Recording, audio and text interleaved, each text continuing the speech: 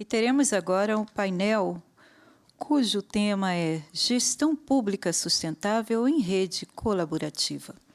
Para tanto, convidamos para moderar este painel o coordenador geral da Agenda Ambiental na Administração Pública, senhor Deoclésio Luz.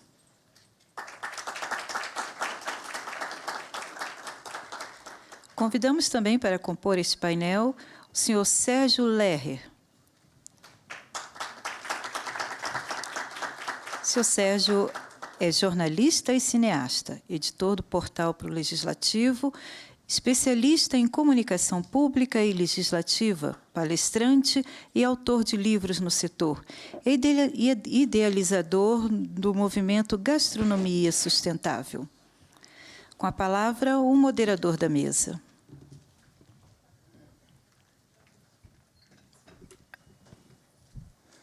Boa tarde. É uma honra estar aqui nesse evento e mais ainda por a gente saber que está junto de pessoas, instituições que estão promovendo a sustentabilidade, estão preocupados com o planeta, preocupados com a população, preocupados com o futuro, de fato. O programa 3P, para quem não conhece, é um programa que visa levar uma agenda de sustentabilidade para todos os órgãos públicos. E acontece algo curioso, porque quando chegam lá no Ministério do Meio Ambiente, começam a perguntar onde é que tem um bom programa, um bom projeto de gestão de resíduos, aí, vai lá no TCU. Onde é que tem um bom projeto de uso de energia racional? Vai lá no TCU. Onde é que tem uma instituição pública que já ganhou o prêmio A3P? TCU. Então, o TCU, geralmente eu falo bem pelas costas, mas hoje eu vou fazer uma exceção, porque ele não só é uma instituição parceira, como é modelo de sustentabilidade. E essa minha observação não é de graça, é porque, de fato, por alguma razão, e é bem clara essa razão, o TCU, que cobra de todo mundo sustentabilidade, cobra de todo mundo eficiência nas contas, acaba se exigindo ser também modelo. Aqui também tem outras instituições, eu estou vendo a Ecocâmara, o Senado Verde, deve ter, não sei se é da Câmara Digital, também está aqui presente, e a gente sabe que ou anda todo mundo junto ou a gente não anda. Bom, mas vocês não vieram aqui para me ouvir falar, mas sim o Sérgio Lerrer, que está aqui, que vai falar sobre essa ideia maravilhosa que é a gestão pública em redes colaborativas. E eu espero que aproveitem ao máximo a fala do palestrante. Meu trabalho aqui, claro, não é ser protagonista, mas, pelo contrário, colaborar para que a apresentação seja a melhor possível, vocês tenham o melhor resultado. Sérgio, então, a palavra é contigo. Obrigado. Eu acho que melhor sentar ali, para vir. Oi? Não, pode ficar aqui à vontade. Tem aqui, tá bom. Isso, Bom, obrigado pelo convite, obrigado aí pelo pessoal resistente que fica até o final do dia aí, É meio triste ficar por último, porque aí o pessoal vai fazendo as palestras, isso aí eu ia falar, isso aí eu ia falar, isso aí eu ia falar. Aí, quando chega a vez da gente, já falaram tudo, No entanto, a minha participação tem um pouco mais a ver com a participação que teve na parte da manhã do Cristiano Ferri, que é o fundador do Laboratório Hacker, teve uma abordagem do ponto de vista da inovação, e a minha abordagem é um pouco mais do ponto de vista da comunicação, que eu não consigo ver a progressão da sustentabilidade sem estar embutido nela ferramentas de comunicação. Para mim, são gêmeas siamesas aí para poder levar, tocar, propagar e envolver a sociedade. Eu vou me... Aponta para aí? Vamos ver se vai. Foi. Antes vou me apresentar rapidamente. Eu tenho um portal, quem quiser depois conhecer o Pro Legislativo, trabalho com legislativo há quase 30 anos, sou natural de Porto Alegre, me envolvi muito em atividades na Assembleia do Rio Grande do Sul. Atualmente, eu dou aulas aí de comunicação legislativa para várias escolas do Legislativo, Parlamento, né? Posso dizer que talvez conheça pessoalmente pelo menos uma pessoa em 1.500, 1.800 câmaras municipais do Brasil, principalmente jornalista, às vezes o diretor da Câmara, às vezes o presidente da Câmara. Faço muito eventos, inclusive trago vereadores e jornalistas aqui no TCU, no Congresso, etc. E me envolvi desde cedo com a questão do meio ambiente, eu não sabia bem o que era isso, mas me envolvi bem desde cedo, e desde cedo entendi a força da comunicação para a questão ambiental. Tem esse primeiro slide aí, é um fato que ocorreu lá em Porto Alegre, quando eu fazia, fui um ativista de movimento estudantil, e nessa época eu estava ainda no secundário, e um dia a gente correu porque tinha uma notícia que um sujeito que era estudante de Direito tinha subido numa árvore lá em Porto Alegre e não ia descer mais. Era o Carlos Dairel, porque era o primeiro viaduto que ia ser feito lá em Porto Alegre. No viaduto ia ter que derrubar, estou falando coisa, né, de 40 anos atrás, ia ter que derrubar uma árvore centenária. E o Dairel era um cara já ligado na questão ambiental, aí tomou uma atitude, subiu na árvore e disse que não ia descer. Aí veio os bombeiros não tiraram, aí veio a polícia, não conseguiram tirar, aí veio não sei mais quem, daqui a pouco tinha 200, 300 pessoas, aquilo saiu na imprensa de todo o Brasil, não era ainda o tempo da internet, senão esse material estava bem distribuído por aí, e eu vi o quanto era importante para essa questão colocar a boca no trombone, quanto o alto-falante, a propagação, o compartilhamento já era importante nessa época, né? Essa era uma matéria quando, aí eu acredito que o jornal Zero Hora levou o Dairel de volta para conhecer a árvore dele, né? Eu, desde lá, fiquei envolvido, acabei tendo uma certa visibilidade uns anos atrás, que eu também sempre estive envolvido com o setor de alimentos, tá? Tenho uma dedicação como jornalista a essa área. Aí lancei lá em São Paulo o Movimento da Gastronomia Sustentável. Aí isso foi em 2011, já era uma progressão, né? Até eu também dirigi alguns programas em TV que tinham essa pegada, né? Fui um dos precursores de uma época de programa de culinária, quando não se chamava gastronomia, e tinha uma pegada nesses programas dessa forma. E aí eu juntei 100 redes, restaurantes e grandes redes também, que passaram a ter suas contas de luz, de gás, de água monitoradas, né? Movimento, quantidade de funcionários, de mesas ocupadas, fomos gerando algumas métricas, né?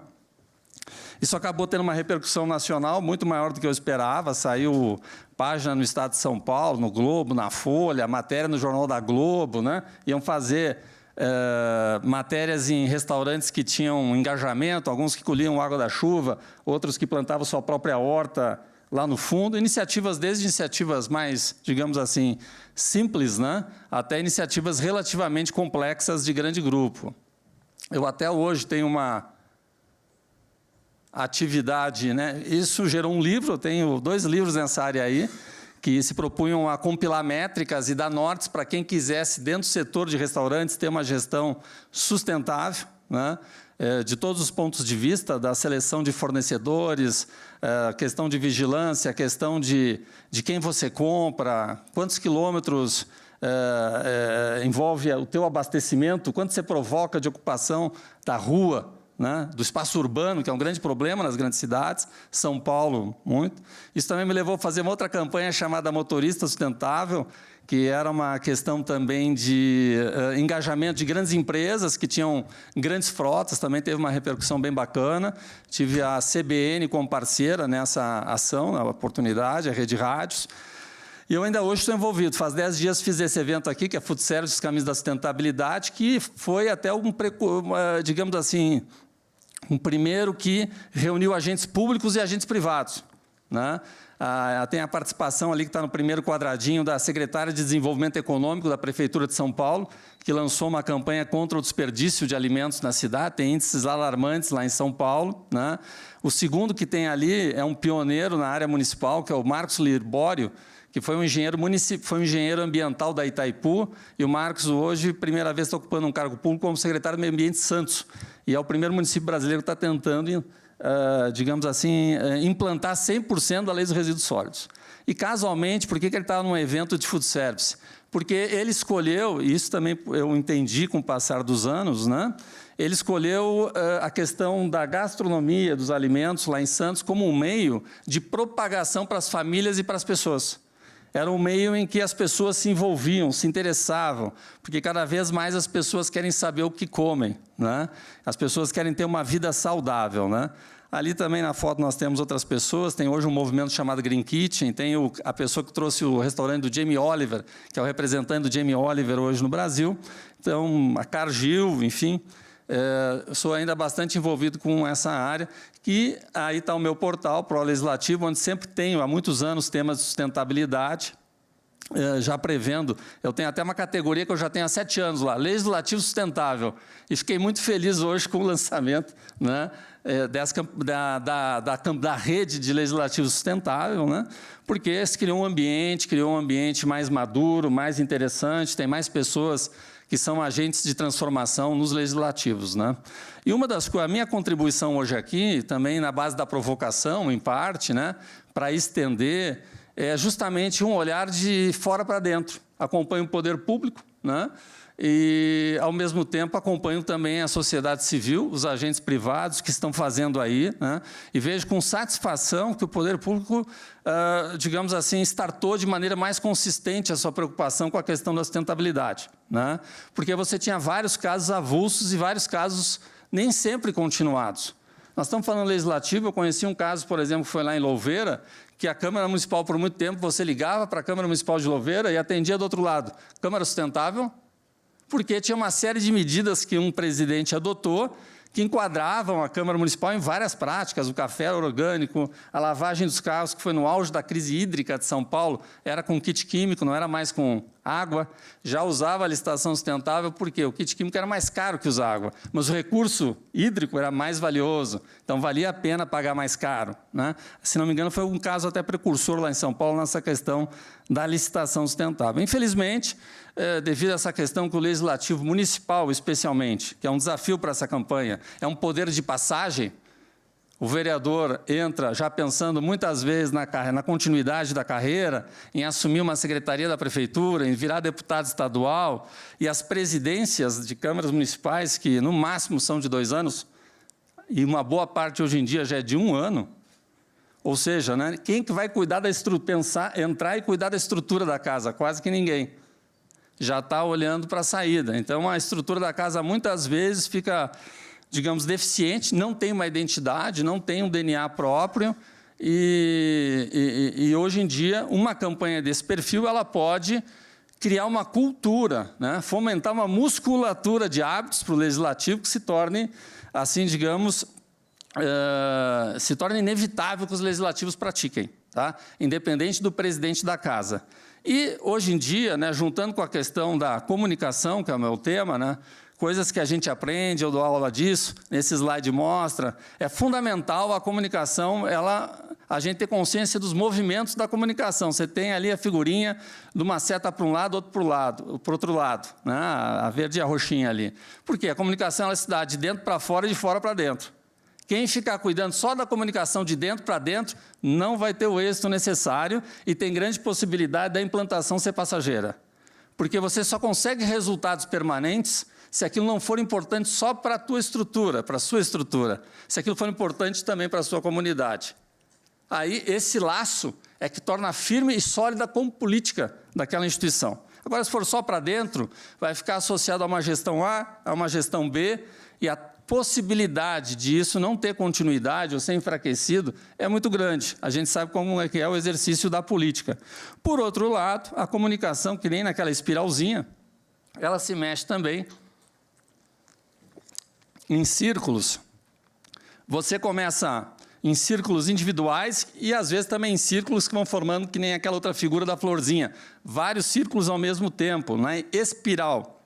A gente começa com um núcleo pequeno e vai envolvendo outros núcleos, né? E aí você vai querendo mais agentes de multiplicação. Fazer é uma parte só da questão, do meu ponto de vista, da sustentabilidade.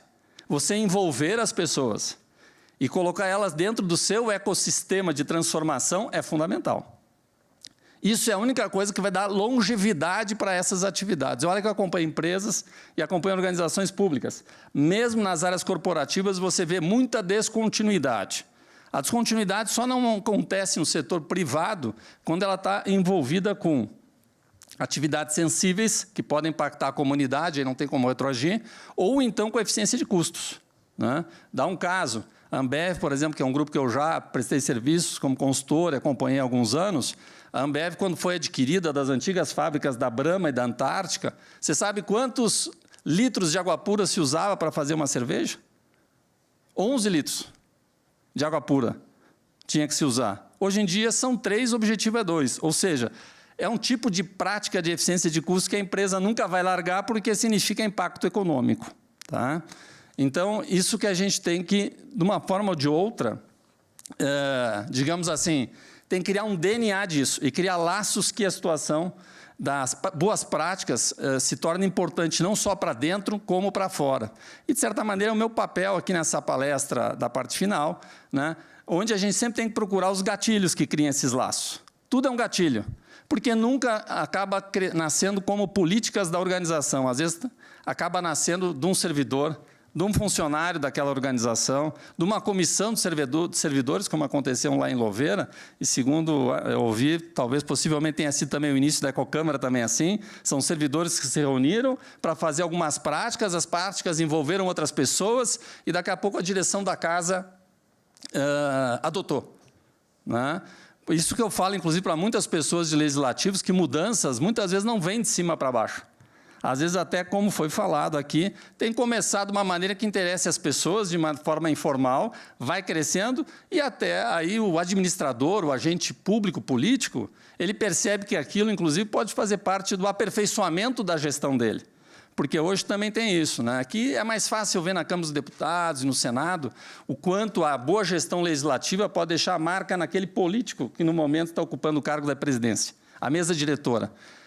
Mas nas assembleias e nas câmaras municipais não é bem assim. Muitas vezes o agente político ele não percebe que ele já pode fazer a sua obra política no legislativo, não necessariamente, posteriormente, no sonho de entrar no executivo. Então, o DNA sempre são agentes, por isso que nós temos que trabalhar as pessoas. Mas para que essas pessoas possam impactar, seja as pessoas ou organização interna que cuide da questão da sustentabilidade, possa impactar, ela possa ser o desencadeador, ela precisa de uma reputação. Então, é fundamental hoje você trabalhar a comunicação para poder fortalecer a reputação das ações da casa e do núcleo da casa. Em vez de ser um complemento, de ser uma obrigação, de ser, às vezes, um núcleo que está tentando fazer algo melhor, de realmente, digamos assim, permear a instituição com aqueles valores e fazer disso uma liderança, e daquele núcleo uma liderança. Isso eu tenho visto muito nas organizações privadas. O gestor de sustentabilidade, enquanto que você tem várias áreas da organização privada, com vários staffs, vários níveis, né? Numa área de engenharia, numa área de produção, você tem 10 de cargos gerenciais até atingir o presidente. No entanto, o gestor de sustentabilidade ele tem acesso direto ao presidente, e ele tem decisões rápidas. Então, o que eu quero dizer é que, na área privada, hoje, o gestor de sustentabilidade ele está, para usar uma palavrinha da moda, empoderado. Ele está empoderado. Ele consegue, muitas vezes, investimentos da empresa que outras áreas, que até, eventualmente, batalham muito, e não conseguem. Às vezes, são recusados investimentos e melhorias na estrutura de R$50 mil. Aí, o sujeito da sustentabilidade vem com um plano de 500 mil, de 1 milhão, e ele aprova. E não foi aprovado aquele de 50 mil, porque ele se empoderou. Porque hoje, em muitas organizações, sustentabilidade passou a ser a eficiência da gestão, uma relação com a comunidade e uma forma de longevidade e rejuvenescimento daquela marca. É visto dessa forma, né? E, às vezes, iniciativas pequenas viram grandes trunfos. Nós temos, por exemplo, um shopping em São Paulo, que é o Shopping Eldorado, que começou um projeto de compostagem lá no telhado, que se expandiu a tal ponto que hoje em dia virou um ponto de visitação. Muita gente só vai para o shopping para visitar aquele ponto de compostagem, e hoje com reciclagem de processamento de orgânicos, né, automatizada, né, vocês devem conhecer, acredito, as processadoras de resíduos orgânicos, né, de grande porte, né, que outras instituições, né, vou dar um exemplo, Santander também, que eu conheço bem os processos, né, o Santander ele tinha no refeitório dele um recolhimento de 4 toneladas diárias de resíduos orgânicos nos refeitórios, né? Que tinha que pagar, que tinha que chamar os caminhões para retirar, tinha que descer dos elevadores. Aí, a hora que chegava, a hora que tinha para tirar os resíduos orgânicos, não era a hora que a cidade permite, porque em São Paulo tem horário para poder circular caminhão. Aí, então, tinha que ter câmaras de refrigeração junto ao estacionamento. Essas câmaras de refrigeração custavam caro para poder manter, às vezes, para o dia seguinte, além do que deixavam um cheiro muito forte no estacionamento lá da administração do banco, ali na Marginal Pinheiros. E tudo isso, com as recicladoras, acabou 90% do resíduo, 90% do resíduo ele é eliminado, vira 10% de extrato, ou pode virar água de reuso. Esse 10% de extrato é um adubo orgânico natural. Esse adubo orgânico é entregue hoje em dia para famílias de agricultura familiar da Grande São Paulo, em troca de vegetais que vão para o refeitório do Banco Santander. Então, hoje não tem mais o custo da logística e ainda tem os hortifrutos em benefício. Isso, para mim, resume a nova lei da sustentabilidade. É a única que pega o ganha-ganha. É o ganha-ganha. Tem que ser bom para todo mundo. Né? É bom para a organização, é bom para o meio ambiente, é bom para as pessoas, é bom para a sociedade. Esse processo que ele tem que ser é um processo perfeito, envolve uma mentoria, uma mentalização, por isso que dá importância das lideranças da sustentabilidade da casa. Né? E hoje em dia, né, nós vivemos um mundo, como diz o slide, que não é mais aquela liderança de cima para baixo, a liderança de autoridade. Eu decidi agora e agora todo mundo tem que ser. Não, desde o tempo da conectividade, da internet, né, você não consegue impor nada.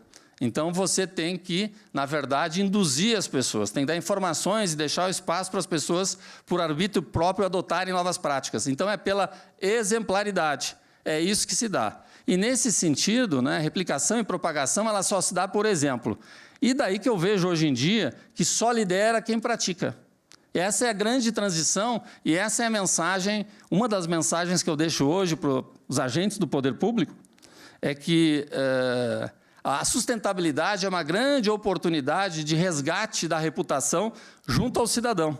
O Cristiano, na palestra dele, citou 3, 4, 5 vezes cidadão. E só vai dizer respeito, e só vai ser vitoriosa essas boas práticas se dialogar com o cidadão. Então, e o poder público ele vem passando, né, já de muitos anos, um desgaste muito grande. As pessoas ocupam cargo, mas não são autoridades, mas não necessariamente não lideram. Porque não tem credibilidade, não tem reputação. O poder público, enfim, ele legislava sobre causas de acessibilidade, mas não era acessível. De 5.600 câmaras municipais que nós temos no Brasil, talvez 15% seja acessível. Dá para você legislar sobre acessibilidade sem ser acessível?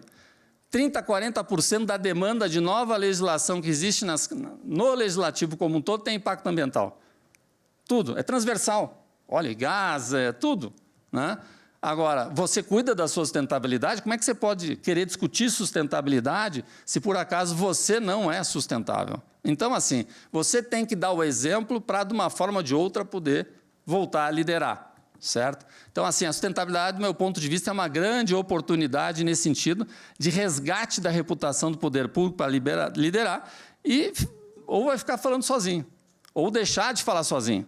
Então, assim, a comunicação envolvendo a sustentabilidade, ela é extremamente importante, porque por detrás dela existe uma estratégia também de comunicação, de recuperação do valor, da imagem do poder público.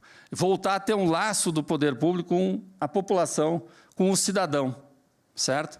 Então, muitas vezes, inclusive, o que você faz de sustentabilidade, ok, é excelente para a eficiência de gestão, também tem que ser, porque tem que ser um ganha-ganha. Mas, muitas vezes, isso é também importante para envolver a sociedade, envolver a comunidade e resgatar os laços com ela. Né? Então, para isso, né, a gente fala nesse tempo todo, né, que dentro da sustentabilidade a gente tem a economia circular, né, que as matérias-primas se restauram, se reciclam, voltam a circular. Eu diria que também na comunicação é isso, é circulação da informação. É fundamental a informação circular como instrumento de mentoria e educação. Porque hoje comunicação não é só informar. Comunicação, hoje em dia, você faz a curadoria. Você seleciona a informação que interessa, seleciona o dado que interessa e repassa para a pessoa. Isso já é educação. Você está dando um recorte na realidade, você está dando um dado para a pessoa, está mostrando aquela importância, está divulgando, mas você está educando. E todo esse processo da sustentabilidade, ele passa por essa questão da educação ambiental. E isso talvez seja uma das maiores tarefas do poder público. Não só o que ele possa fazer fisicamente, que é fundamental. É lição de casa, mas é obrigação. O que talvez ele possa fazer a mais, enquanto indutor da educação ambiental, da mudança de hábitos, do envolvimento do cidadão, talvez possa ser a mais poderosa contribuição dele, certo? Então, para isso, é fundamental a visibilidade. Esse evento aqui é um ponto muito legal de partida, porque visibilidade entre poderes públicos diferentes, que nem num time, tem que ter sincronia. Tem que estar atirando, tem que estar chutando para o mesmo gol ao mesmo tempo, e dentro do mesmo tempo de jogo. Caso contrário, não vai acontecer nada, né? E hoje, a gente vê uma instituição como o TCU, bem avançada nesse sentido, outros que estão procurando fazer um trabalho a nível federal, e que são realmente exemplos e podem fazer a mentoria para o resto dos legislativos do Brasil. Então, tem que se dar uma visibilidade. Eu vejo esse evento como também um gatilho dessa potencial de criar visibilidade, mas junto com as boas práticas, né, para que saia das salas, para que saia tudo isso saia do meio ambiente das equipes envolvidas com isso, né, que chegue realmente a todas os servidores das instituições, mas os servidores como cidadão e além também das instituições. Isso é importante, tem que ser um polo de irradiação, de inteligência, né?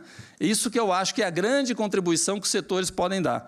E aqui vai criar seria muito legal se formasse um grupo de trabalho, né? Se esse grupo de trabalho também fosse um grupo de trabalho de comunicação, envolver os departamentos de comunicação, né? Eu dou aula de comunicação legislativa, vejo com muita tristeza como nos legislativos, não é só no legislativo, né? A comunicação pública, né, em si, mas assim, o que acontece? Comunicação legislativa é uma coisa muito nova, né? A comunicação pública do Poder Executivo, que é aquela coisa de cima para baixo, de propaganda, de vender versão, essa é a comunicação pública que nós conhecemos. No legislativo, a comunicação legislativa ela não precisa impor nada, ela tem que estabelecer dados, informações, fazer o debate, interagir, colocar as pessoas certas, dar o palco para aquilo e deixar o espaço para as pessoas arbitrarem. Deixa que a sociedade propague, tire as partes que goste, que são boas do debate e leve adiante. Mas, enfim, o que acontece no legislativo? Em geral, os núcleos são separados, a comunicação é separada, né? Eu vejo, por exemplo, escolas do legislativo, em geral, ou do parlamento, nas assembleias e câmaras municipais, elas não têm conectividade nenhuma com a comunicação. Não tem conectividade nenhuma. Atividades que não são divulgadas, que nem sabe o que está acontecendo, né? E muito menos as áreas de sustentabilidade, né, que não têm seus espaços de divulgação e nem são pauta da comunicação da casa. Ficam como departamentos embaixo da escada, um puxadinho, que ninguém dá bola, lá só tem um, só tem dois, só tem três. Mas, como eu falei, que nem na organização privada, às vezes só tem 2 ou 3. Mas ali é o núcleo de inteligência, ali é o núcleo de transformação, ali estão os agentes de mudança, inclusive da própria reputação e da imagem, que tem tudo a ver com comunicação. Não adianta depois querer fazer marketing fake, tem que ser em cima das próprias boas práticas, né? Então, assim, o que eu sugiro, né, que seja feita um grupo de trabalho, né? Hoje em dia, vocês sabem, assim, a educação ela se dá no dia a dia, nem todo mundo tem a oportunidade para ir num curso, para ir num evento. Para mim, hoje em dia, a educação, que é a informação que você leu num post, ela é tão importante como informação, da mesma forma que educação, porque é na base do gotejamento, né, para usar até uma expressão da área aí, da área da moderna agricultura, né? Não adianta inundar tudo que não vai dar em nada, né? Vai deixar, na verdade, até uma planta meio preguiçosa. Você vai gotejar em cima da raiz, a planta vai valorizar cada gotinha, né? E a mesma coisa acontece na comunicação. Se você largar uma informação boa, interessante, nova, única, todo dia, a pessoa vai se educando, né? É um jornalismo dirigido, é de construção. O que eu proponho é que as áreas de sustentabilidade, elas passem também a ser produtoras de conteúdo da sua área. Não só mostrar o seu trabalho, fazer propaganda do seu trabalho, que é importante, dar visibilidade, colocar, fazer o seu mural, mas é fundamental produzir conteúdo por causa da educação e da transformação. porque as pessoas dos seus quadros do poder público vão poder transformar nas suas casas, vão poder envolver outras pessoas. Você vai criar atividades para envolver essas outras pessoas. Isso tudo para dentro, mas para fora, porque pelas redes sociais, se você fizer isso em formatos amigáveis, se você fizer isso nos formatos web que as pessoas veem, as pessoas vão usar. Se você botar um textão, não vai rolar. Se você botar um vídeo amigável, um vídeo animado, vai rolar. As pessoas vão ver, vão compartilhar. Você vai botar um dinheirinho lá para impulsionar, aquilo vai dar uma audiência grande, né? Aquilo é importante não só para a divulgação da Câmara dos Deputados ou do TCU. Aquela é uma informação que eu não sabia, vou levar para a minha cidade. Então, é fundamental passar informação, porque o modelo de propaganda que a gente conhecia morreu. Morreu. Isso o mercado publicitário todo sabe. Não existe mais. Existe um modelo em que eu gero conteúdo, o content marketing, a expressão que se usa no mercado publicitário, eu gero conteúdo, esse conteúdo é benéfico para as pessoas, eu dou informação, dou contexto, e aí as pessoas compartilham, porque aquilo é uma boa oportunidade, ou de educação ou de consumo. Tudo é nessa direção.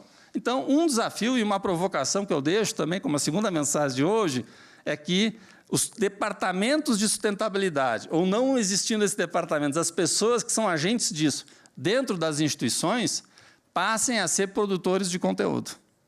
Busquem dados, gerem métricas, né? Comparativos, experiências de outros lugares, né? Criem, se possível, né? Eu sugiro, não sei até que ponto isso, dentro de algumas instituições, é possível, né? Eu conheço em algumas câmaras municipais feito. Eu falo, tudo que eu falo é vivido, tudo que eu falo é praticado, tudo que eu falo já é de alguma maneira testado. Então, você pode ter uma rede social só sobre os temas da sustentabilidade. O teu departamento é TCU sustentável? Então, você vai ter lá teu Facebook, teu Instagram, teu LinkedIn de TCU sustentável. Por quê? Não pode ser uma informação a mais no meio de várias outras informações na rede social coletiva. O ideal é que aquilo tenha um recorte, seja um destaque, seja um conteúdo mais trabalhado. Então, você vai interagir com quem? Numa rede que nem essa, TCU sustentável, com outros agentes de sustentabilidade vão te procurar. Então, é teu público certo, é teu público-alvo. Você não precisa ter 30 mil seguidores, você pode ter 1000 seguidores certos que você vai impactar muito mais. Então, o que eu proponho é que vocês façam isso nesse sentido, em legislativos pequenos, né? Apesar que aqui a gente não tem muita Câmara Municipal e assembleias, né? Você numa cidade pequena, você tem 50, 70, 100 multiplicadores certos. Que é a pessoa da associação comercial, que é a pessoa da OAB, da Comissão Ambiental, e nos estados também, às vezes, 500, 800 pessoas. Se você tem uma lista de WhatsApp para propagar esses teus conteúdos, é fundamental. Se eu fosse um gestor dessa área, ou se fosse um agente dessa área, eu teria a minha lista de WhatsApp da imprensa que cobre a área, ou da imprensa de economia, eu teria a minha lista de WhatsApp de todos os quadros internos, porque algumas atividades eles precisam saber, eu teria a minha lista de WhatsApp dos formadores de opinião daquela área, da minha região, da minha cidade, tá? Das ONGs envolvidas com isso. Então, assim, essa administração da produção da informação e a multiplicação da informação é fundamental. E é um trabalho, é um desafio, e, do meu ponto de vista, é um desafio diário, certo? E isso que mantém vivo, lubrifica o sistema e faz o setor estar conectado com todas as pessoas que estão do poder público lá fora, porque não tem muros, né? A rede social não tem muros, então você vai estar conectado e vivo diariamente. Isso que vai tornar você realmente relevante e não um anexo, não um penduricalho, não um adicional, porque deixou de ser isso há muito tempo, né? E eu acho que o poder público ele pode se acelerar, né? E, hoje em dia, são fundamentais também, quer dizer, não é só você se divulgar, né? Você fazer programas de engajamento, né? Esses programas de engajamento, né? Tem várias áreas, né? Várias que foram faladas aqui, compras, treinamento e cursos para fornecedores, né? Veja, né? Compras, né? Falou licitação sustentável. Ok. Agora, você já pensou, assim, a gente fala que o Legislativo é a casa da democracia. É a casa que forma. As escolas do Legislativo, hoje em dia, qualquer um que você pergunte, a pessoa saiba. Qual a importância da escola do Legislativo? É treinar os servidores? Também continua sendo, mas deixou de ser, pelo menos nas municipais e estaduais. É muito mais formar o cidadão, formar lideranças, formar para a política, né? Compreender a república. Isso tem sido o grande desafio das escolas do Legislativo. Então, é fundamental que os temas de sustentabilidade também estejam dentro da Escola Legislativa, que eu vejo como uma grande parceira. A Escola Legislativa ela pode ter os cursos para as entidades da região, para até os setores de compras das empresas da região. Por que não? Tem Escola Legislativa que formam para a pessoa, tem curso para a pessoa declarar o seu próprio imposto de renda. Tem várias questões de prestação de serviço. Por que não formar essas pessoas, né? Formar os fornecedores é um outro desafio muito grande. Muitas vezes os impactos que nós temos, que a instituição tem, organização privada, tem um limite. Vai até ali. Depois você vai inventar muita coisa que talvez seja espuma. Agora, o impacto que você pode ter sobre a cadeia econômica que você está envolvido é muito grande. Eu conheço, vou falar, por exemplo, o McDonald's. Conheço bem o trabalho do McDonald's. Todo mundo tem as suas questões com o McDonald's. Mas o McDonald's tem um trabalho estupendo. Ele é um dos maiores compradores do Brasil. O Walmart é outra. O Walmart ganhou vários prêmios de sustentabilidade, não pelo que ele faz, mas pelo que ele faz os outros fazerem. Todos os fornecedores. Ele tem uma escala de compras que dá pontuação. Então, se você tem iniciativas, se a tua frota, por exemplo, é só de etanol, você ganha mais pontos. Isso tudo faz com que ele compre mais de você. Tem várias iniciativas que as pessoas nem sabem, foram frutos dos desafios do setor de compra e sustentabilidade do Walmart. Dá um exemplo, que todo mundo conhece. Embalagem de papel higiênico. Sabe aquela embalagem que vem amassadinha? Você sabe por que é amassadinha? Não sabe, né? Quer dizer, por quê? Para caber mais, em menos espaço, porque vai mais 1/3 de carga no mesmo caminhão, gasta menos plástico, tem menos embalagens, né? Tem vários ganhos ali. Aquilo foi um desafio do Walmart. Tem vários, assim, do Walmart tem centenas de casos nesse sentido, né? O McDonald's também faz, o McDonald's tem um curso permanente, vi com satisfação a iniciativa do TCU do curso, mas veja, eu acho que isso não é só TCU, é toda a área de sustentabilidade de qualquer poder público. Ele vai lá e treina todos os fornecedores, os compradores dos fornecedores, todos os compradores dos fornecedores do McDonald's são obrigados a passar pelo curso. Por quê? Saber de quem comprar, se tem madeira, tem que ser certificado. Quais a certificação? Compreenda quais... FSC, o que significa FSC? Que tipo de papel? Que tipo de lâmpada? Então, o McDonald's oferece treinamento para várias instâncias de todos os fornecedores. Isso é praticar sustentabilidade. Isso é praticar educação ambiental. Isso é replicar, compartilhar, impactar, formar pessoas, né? Então, acho isso fundamental, né? Então, não só fazer a parte interna, que foi muito bem durante todo o dia explicado aqui, né? Mas o que você pode impactar no mundo exterior, né? Porque a parte interna você tem limites. Curso de lideranças é outra coisa que eu deixo aqui a sugestão. Lideranças, porque os objetivos, né, os ODS, etc., isso também envolve atuação individual em cada setor. Então, você tem que formar essas pessoas, você tem que dar uma direção, você tem que estabelecer critérios também, sugiro isso, né? Da mesma maneira que ações de conscientização, que eu falo revelação, programas de vivência que está aí, é porque eu já vi coisa bem bacana uma vez na Câmara Municipal de São Paulo. Isso aí até é muito usado já, mas, enfim, se colocou tapetes que as pessoas caminhavam e gerava energia elétrica, aí as pessoas ficavam curiosas, né? Enfim, engenharia cinética, ficaram curiosas quando produziam, aí todo mundo ia lá e caminhava 3, 4, 5 vezes no mesmo tapete, né? Tudo isso dá uma vivência. E isso, do meu ponto de vista, também é uma ação fundamental, porque você está fazendo uma mentoria nas pessoas, você está mostrando outras possibilidades, você está tirando a pessoa da casinha, daquele dia a dia, e são vivências, né? Tudo isso com geração de dados, métricas, relatórios, né? As métricas sobre a minha atividade, ok, isso é fundamental, vale para o que você faz. Mas que tal as métricas da sua cidade? Quanto se consome de combustível aqui no Distrito Federal, em Brasília, né? Qual é foi mostrado coisa bem bacana que eu achei, que é o índice pluviométrico aqui do Distrito Federal e tal, mas, enfim, tem uma série de dados que, se você compila, recorta e passa para as pessoas compreendem melhor a sua comunidade, sabem se engajar, sabem se é momento, porque discurso ninguém acredita mais. A realidade do discurso é muito diferente da prática. Então, gerar dados sobre a questão ambiental, mas da tua cidade, do teu estado, do teu país, isso, do meu ponto de vista, é um trabalho também do setor de sustentabilidade e, se possível, junto com a comunicação. Nem sempre, né, meus colegas ajudam. Quase, muitas vezes, não. Então, às vezes, tem que se iniciar artesanalmente mesmo e dá certo, pode ter certeza, né? Inserção em programas internacionais, isso é fundamental, né? ver quais outros movimentos tem de legislativos e outros no mundo todo, se inserir, América do Sul, enfim, Europa, isso é fundamental. Os programas, como eu falei, via escolas legislativos também, não quero me alongar. Então, acho que assim, basicamente, quando a gente fala em a comunicação em rede em prol da sustentabilidade, isso é um ecossistema. Na medida em que você usa a comunicação, alimenta a tua própria atividade. Forma novas lideranças, forma engajamento, você distribui um conteúdo mais rico, engaja as pessoas, fortalece a política daquela gestão, o gestor político ou o administrador percebe que estão no rumo certo, dão certeza, dão confiança, porque muitas vezes eles sabem que estão fazendo bem feito, mas não tem retorno, não tem a visibilidade. E aí, às vezes, aquilo se enfraquece. Então, assim, do meu ponto de vista, você não consegue desenvolver a sustentabilidade sem a comunicação. E hoje ficou mais fácil.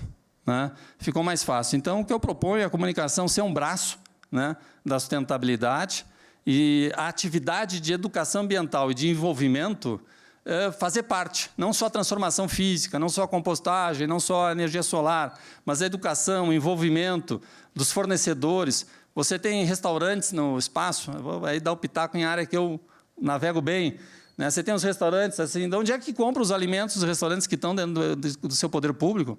Onde vai os resíduos desses restaurantes? É um excelente espaço de replicação. Como é que ele seleciona esses fornecedores? Né? Assim, as organizações da área beneficente, todas estão fazendo isso. Eu falo assim, tive muito envolvimento há alguns anos da minha vida com a área hospitalar, né? Eu fui consultor muitos anos do Sírio-Libanês na comunicação e do Hospital Albert Einstein, 15 anos. E no Einstein, por exemplo, a questão da sustentabilidade foi fundamental para nivelar a hotelaria do hospital por cima, envolvimento, engajamento, fim de desperdícios, né?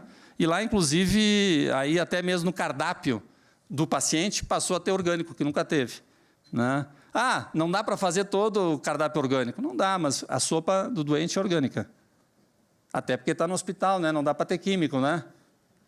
Então, tudo isso transforma, essa informação corre muito rápido, deu matéria, deu meia página na Folha, por exemplo, essa iniciativa lá deles, né?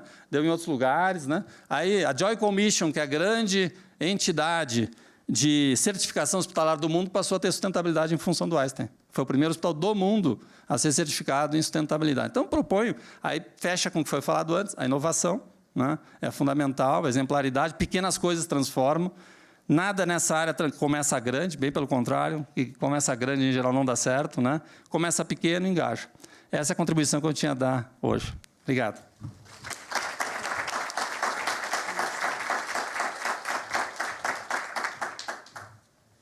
Bom, vocês estão notando que eu sou dos tempos antigos, eu ainda uso papel e caneta, né? Perdão pelo meu estado cretáceo aqui, pelo menos nesse aspecto. Minha ideia era, como faz o moderador, fazer o resumo, etc. Mas eu acho mais importante ouvir primeiro, depois de você, e depois eu falo, sabe? Então, as perguntas, né, que tem para o Sérgio aqui, por favor, né, vocês já fazem, depois eu faço a minha microintervenção aqui, certo? Então, perguntas... Comentários também, vale, Sérgio? Só perguntar? Não, vale comentários. Vale criticar também ou só elogiar? Não quer picar a mula, como se fala, quando está no fim aí. Então, perguntas, por favor. Eu tenho várias aqui. Vocês fiquem calados, depois...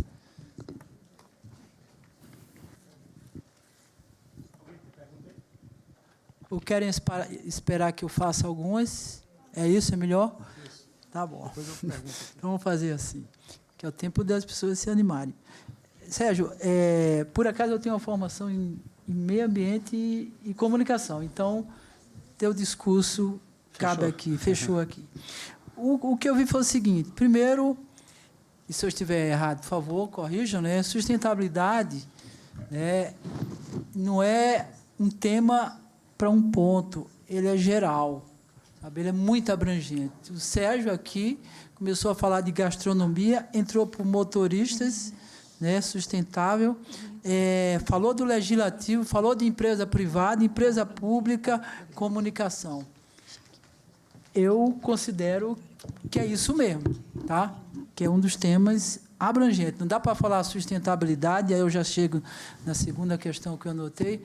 Sustentabilidade, ela não é algo de interesse do órgão que está fazendo o seu programa, ela é de interesse da sociedade, sabe? Eu imagino sempre passar alguém aqui na frente do TCU, às 10 horas da noite, enquanto está tudo aceso, torneira vazando por aí. Não vai acontecer, vai dar muito incrível. Eu falei TCU, mas podia falar de uma prefeitura. A sociedade está de olho, né? E o TCU está mais de olho ainda, né? Quando se fala em TCU, muita gente tem medo, né?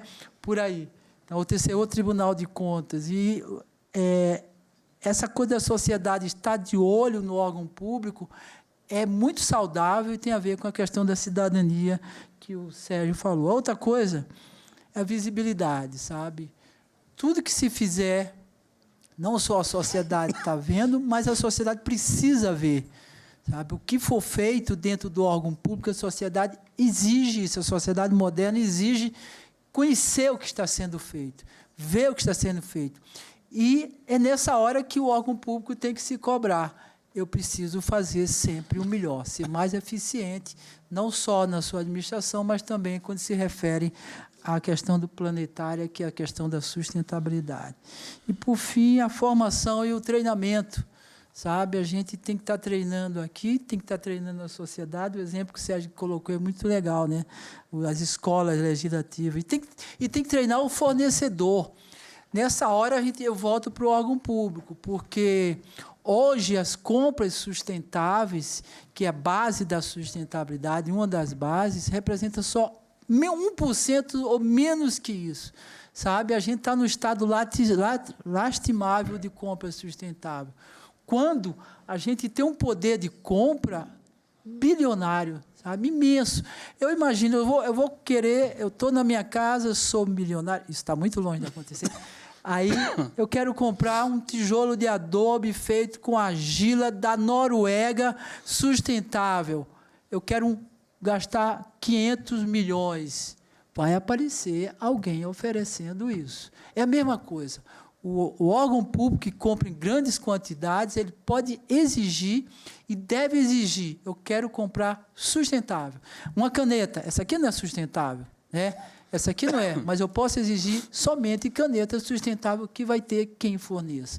Copos biodegradáveis como esse. Eu quero só copos biodegradáveis. E vai aparecer. Eu acho que a gente tem que usar mais isso, tem que treinar o mercado, tem que modernizar o mercado para isso, como, pelo visto, algumas empresas que o Sérgio colocou aqui. Para terminar, uma pergunta, pelo menos, viu, Sérgio? Olha, se eu deixei vocês fazerem várias, só vou fazer uma. Sérgio, você que lida com o legislativo, e a gente tem um problema sério. Eu trabalhei na Câmara há um tempo, e eu vi como o discurso dos deputados mudou. Na medida que apareceu a televisão, eles que falavam algo assim: senhoras e senhores, o paradigma da prosopopeia da não sei das quantas, acabou isso quando apareceu a televisão e o rádio Câmara. Ele agora diz, gente, eles se tornaram mais informais. No entanto, há alguns setores no legislativo que não chegou a essa informalidade, sabe? Por exemplo, eu conheço uma assembleia de determinado estado brasileiro, não vou citar, que publica livros, mas vai publicar os livros, ele acha que tem que ser aquele formato careta, quadrado, que ninguém consegue ler mais. Essa transformação, você vê, é possível no legislativo, ou seja, no conjunto, na comunicação, fazer com que chegue a todos eles e fugir dessa linguagem, sabe, essa linguagem gongórica, atrasada. Aí. No caso da sustentabilidade, você fala. Não só a sustentabilidade, da comunicação em geral que incorpora a sustentabilidade. Imagine divulgar a ação de sustentabilidade dentro de uma Câmara dizendo que nós conseguimos fazer, sabe, aquela linguagem que ninguém entende. Então, eu acho que assim tem alguns núcleos, né? Veja, né? Concordo com você. Me lembro que 12 anos atrás, aí, quando se percorria algumas câmaras municipais para elas fazerem TV Câmara, a resposta era negativa, porque ninguém tem internet aqui, todo mundo só quer TV e tudo mais, né? A TV Câmara, a visibilidade deu a transparência. Transparência, Né? A transparência deu uma importância, um ritual. Né? Então, mesmo que o plenário esteja vazio, as pessoas estão dando, em tese, o melhor de si, estão registrando, né? Estão fazendo a sua narrativa. Eu acho que isso a TV Câmara mostrou. Né? Hoje ainda falta um passo muito maior, do meu ponto de vista, né? Que o trabalho do Cristiano representa um pouco aí no Laboratório Hacker, né? Que é dar visibilidade não só ao plenário, né, que é ocupar os espaços da comunicação digital como um legislativo interativo 24 horas. Né? É muito pouco o legislativo funcionar só dentro do plenário ou funcionar dentro do espaço físico. Né? O legislativo ele tem que estar provocando o debate público, do interesse público, todo o tempo e no tempo que as pessoas têm na hora que elas podem. Isso, do meu ponto de vista, é essencial. Mas puxando um pouquinho para a questão da sustentabilidade, né, mas dentro desse campo da comunicação, nós temos assim, uma desarmonia, é muito heterogênea a realidade do Brasil. Né? Dizia o Interleges que até aí, um ano e pouco atrás, ainda eram 1.500, 1.700 câmaras municipais sem site, né? No Brasil, né? Dentro de algumas exclusões que permite a lei da acesso à informação, né? Que é você não ter web designer, você não ter banda larga, tem algumas excludentes aí. E tem muitas hoje que ainda, né, eu dou aula para cursos de 30, 40 jornalistas aí em câmaras municipais, e câmaras que não têm jornalista, vem o diretor da Câmara Municipal, e câmaras que, às vezes, o presidente que assumiu, que quer mudar a realidade, ele vem num curso de comunicação. E aí tem várias câmaras municipais que não têm ainda transmissão ao vivo. Eu estimulo fazer pelo Facebook, até dou todo um ABC técnico e também de ecossistema de comunicação com a comunidade ao você fazer pelo Facebook a transmissão ao vivo. Tem vários que não fazem por medo, né? O legislativo do interior é um legislativo que tem, às vezes, uma relação muito mais tensa, porque está do lado da sua comunidade. Tem outros que foram fazer a primeira vez, né? Porque eles faziam no YouTube, só tinha 10 assistindo, 5, aí fizeram no Facebook, entrou 500, 600. Crítica em cima de crítica. Se assustar, derruba essa transmissão aí. Né? Conheço pelo menos umas 10, 12 câmeras que começaram e retiraram, corta, né? Para voltar mais estruturado. Vamos fazer um curso, vamos ver como é que modera, como é que faz, como é que reage. Né? Tem Câmara Municipal muito boa, cidade importante do meu estado, lá no Rio Grande do Sul, que recém fez um concurso para um jornalista. E, quando ela foi fazer, dado o desgaste dos legislativos municipais, tem um desgaste muito maior, terrível, em algumas áreas, algumas cidades, perto da guerra civil, assim, a relação do legislativo. Então, por exemplo, foi fazer um concurso para um jornalista e se disseminou na cidade que a Câmara Municipal ia fazer uma gastança em publicidade. Né? Se armou todo um clima contra o concurso. Né? Então, o presidente da Câmara, que é um rapaz jovem, um professor, engajou outros vereadores e conseguiu fazer uma sessão mostrando, né? Ele fez o que se deve fazer, ele teve coragem, chamou jornais, chamou blogueiros, chamou tudo, e explicou que não, que a Câmara Municipal não cumpria regras disso, de transparência, disso, daquilo, que não tinha as notícias sobre como é que foi a sessão, e que isso que ele queria dar, e custava um jornalista. Todo mundo aceitou, saiu boas matérias. Então, é um agente político que resolveu encarar de frente, saiu da política da negação para encarar de frente. Né? Então, assim, eu acho que tem um grande espaço da comunicação, mas eu acho que tem alguns conteúdos como a sustentabilidade que podem ser núcleos que acelerem isso. Podem ser núcleos que acelerem isso. Né? Como tu falou aqui, o TCU de noite, etc. Mas, assim, tem Câmara Municipal de São José, na grande Florianópolis, não sei se você conhece São José, a primeira Câmara Municipal a colocar um telhado solar. Né? Você vai ver, tem 500 páginas de Google na pesquisa em cima da Câmara de São José, por causa do telhado solar. Tirou a Câmara Municipal da invisibilidade, né? E hoje tem dia, 2 vezes por semana, que escolas e tem caravanas que vão lá conhecer como é que se gera energia solar. Então, a Câmara Municipal passou a ser algo para aquela população que não era. Barueri agora seguiu também um exemplo, né? Tem, acho que umas 10, 12 câmaras, Campos do Goitacazes e outras, né? Fazendo esse tipo de trabalho. Então, eu acho que é possível, sim, mas com coisas que importem ao cidadão, né? Não coisas que o legislativo quer dizer. Coisas que o cidadão precisa ouvir, quer ouvir, se interessa, envolve, né? Essa educação ambiental... tem atividade de Câmara Mirim, muitas câmaras municipais que envolvessem a questão ambiental. As crianças são as grandes educadoras das famílias, né? Elas chamam a atenção dos pais. Né? Então, isso é um papel que o legislativo, sim, eu acho que ele pode suprir, se ele entender a realidade, que é uma realidade em que o cidadão não quer ser mandado, ele quer ser chamado para parcerias e participar. Perguntas? Ali, o Benjamin.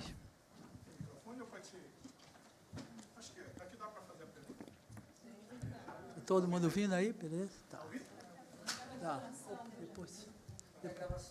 Depois. É para os anais. Os anais. Exato.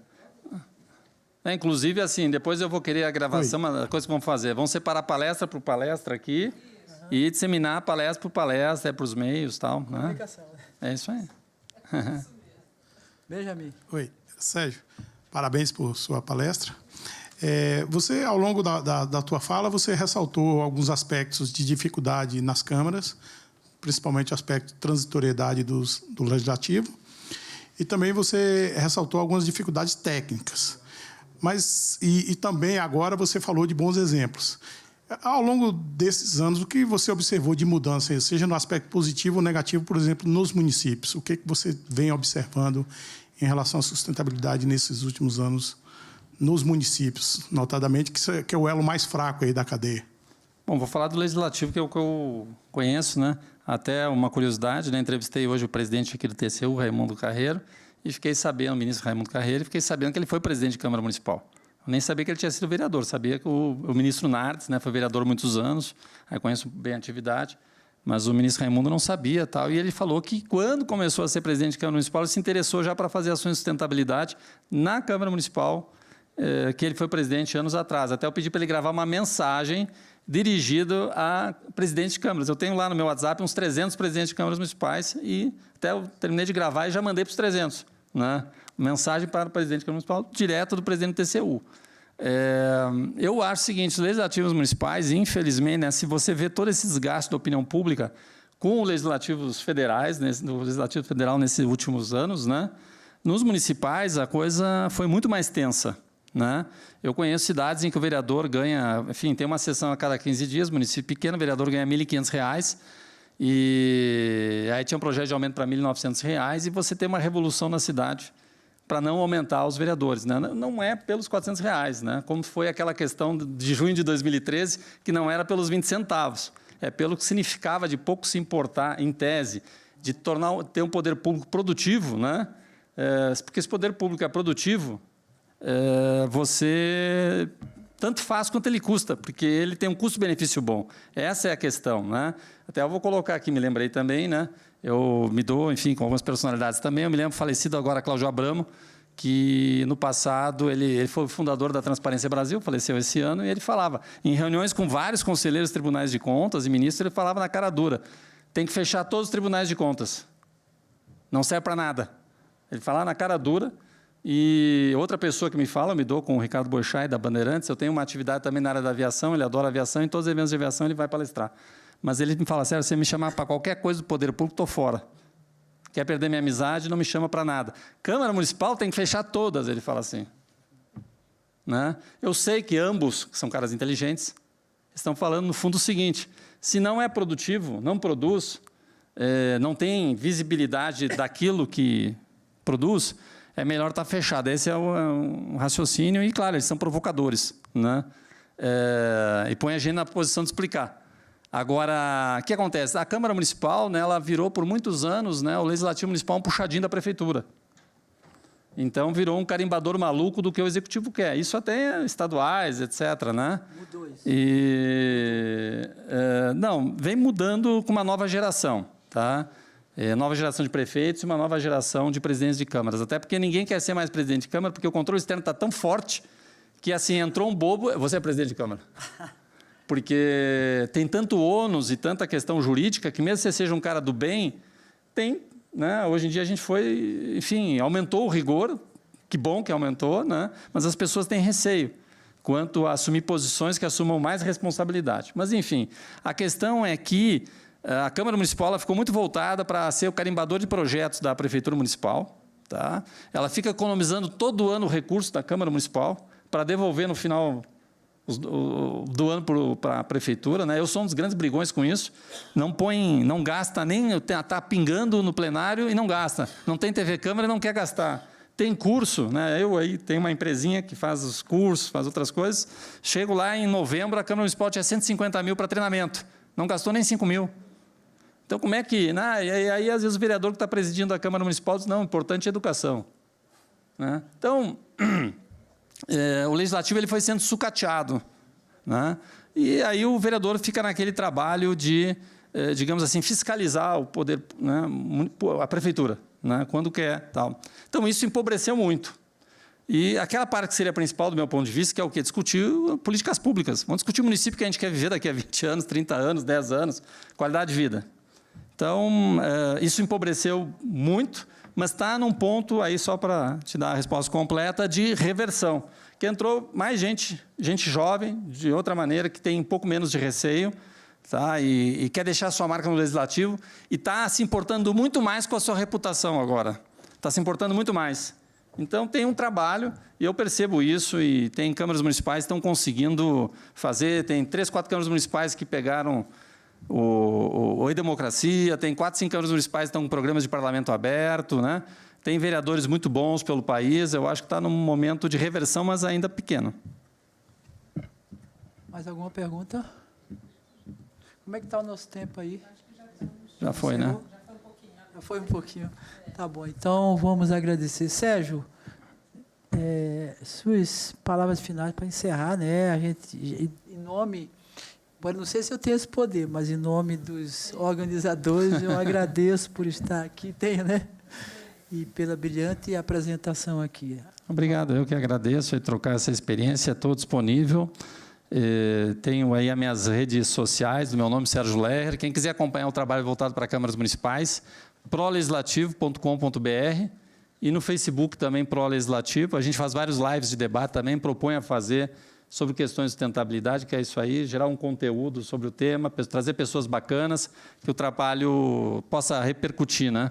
Então, quem quiser acompanhar por esses meios vai poder acompanhar. Obrigado. Obrigado, gente. E encerramos aqui.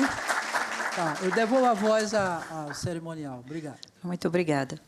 Assim, então, encerramos as nossas atividades neste primeiro dia do primeiro Seminário Nacional de Sustentabilidade do Legislativo.